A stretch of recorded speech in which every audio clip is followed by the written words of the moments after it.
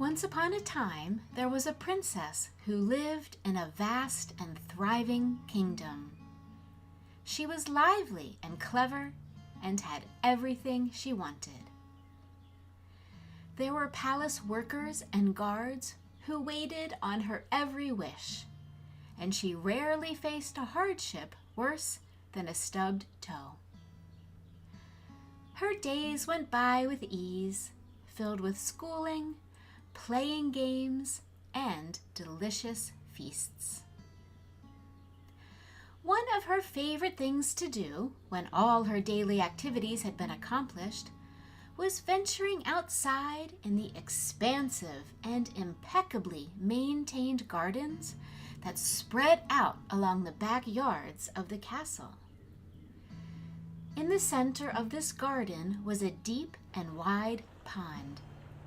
It had blocks of marble wrapping around the outside to make a wall, and in the center of the pond was an ornate fountain carved from a green and shimmering stone. The princess would sit on the marble wall, listening to the gently splashing water, and watch the fish, frogs, lilies, and turtles. Then she would take out a very special golden ball that she kept hidden deep within the pockets of her silken gowns. This ball was made of solid gold, so it was a bit heavy, and it had unique and detailed swirling designs inlaid, as well as precious gems of every kind. It was truly the most beautiful, intricate, precious, and prized possession that the princess ever had. She even slept with it under her pillow at night and carried it with her every day in her pockets. She loved the familiar weight of it tugging on her gowns. It gave her comfort.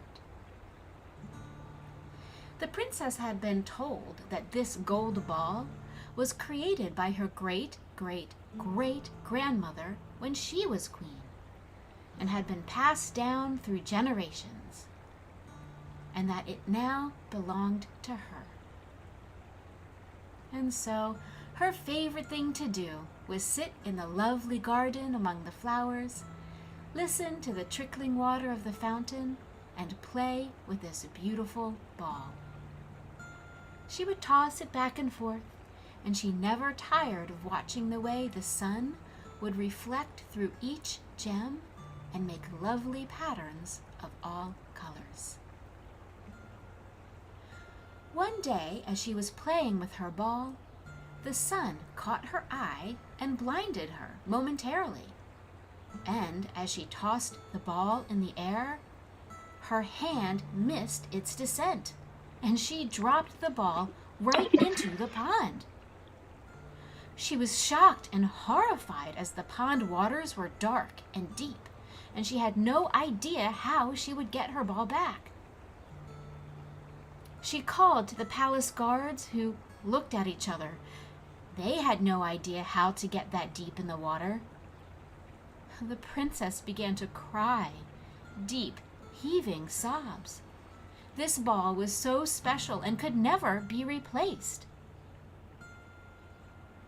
As she wept and cried and wailed, she noticed a little frog had hopped onto the lily pad closest to her and was staring at her very intently.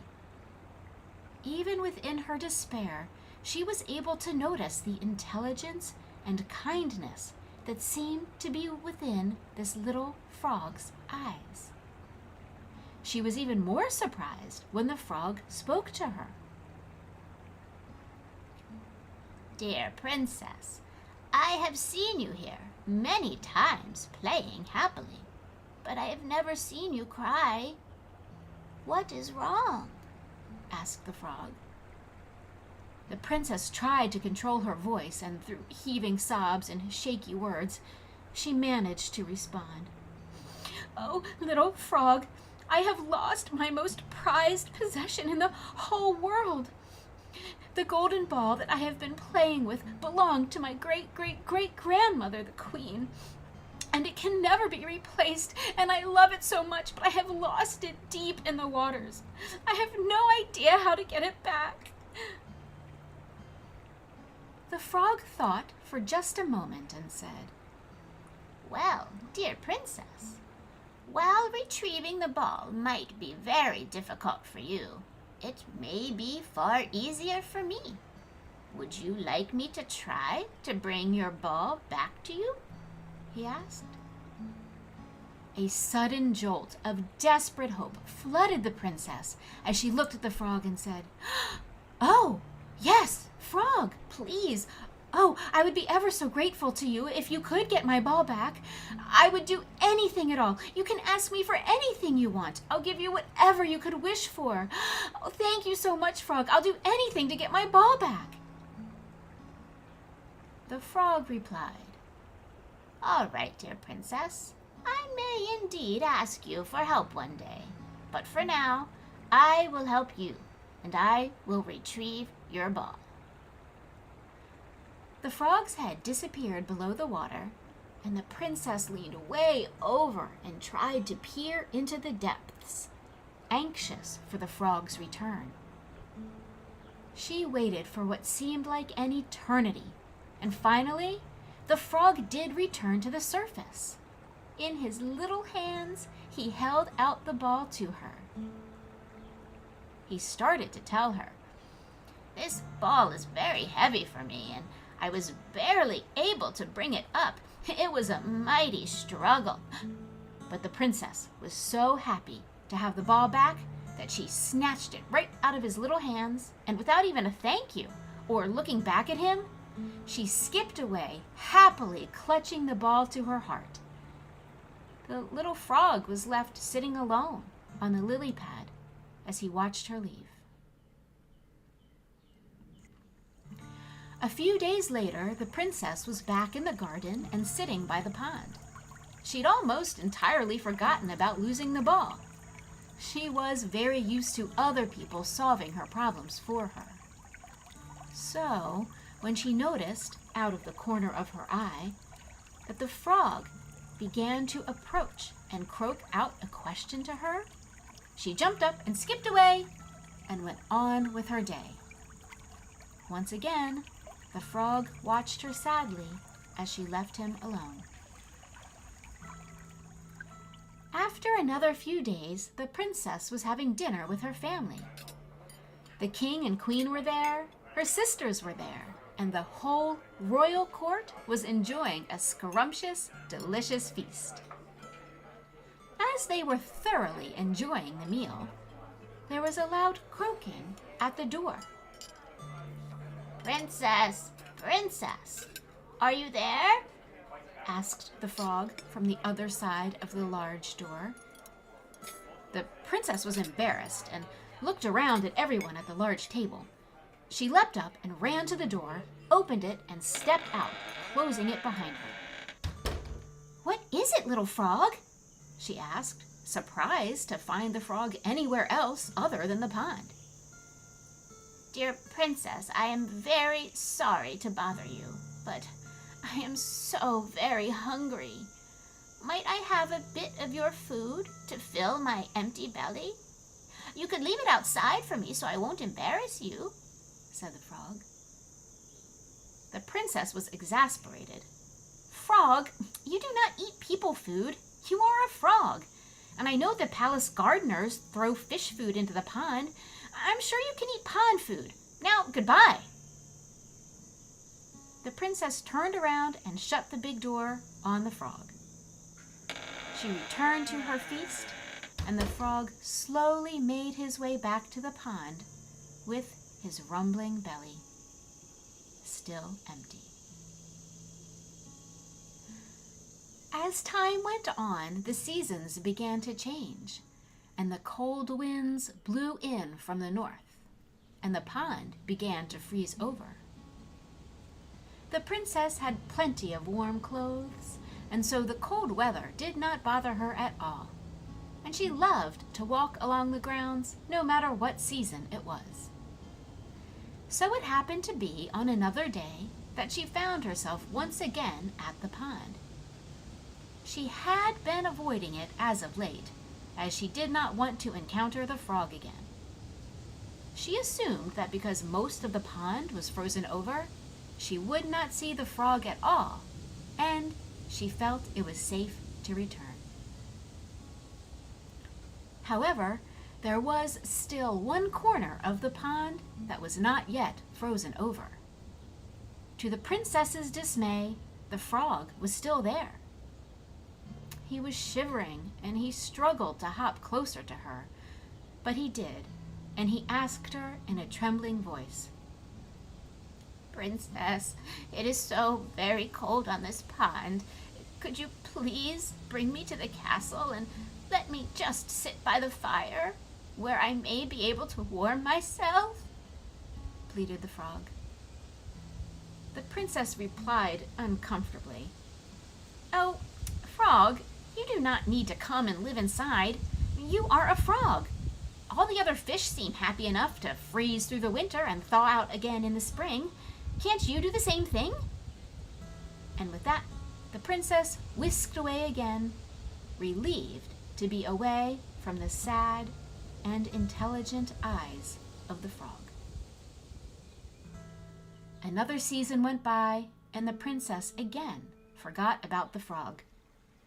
It was summer again, and the princess felt so joyful that she was hopping and skipping along the stone wall that surrounded the pond.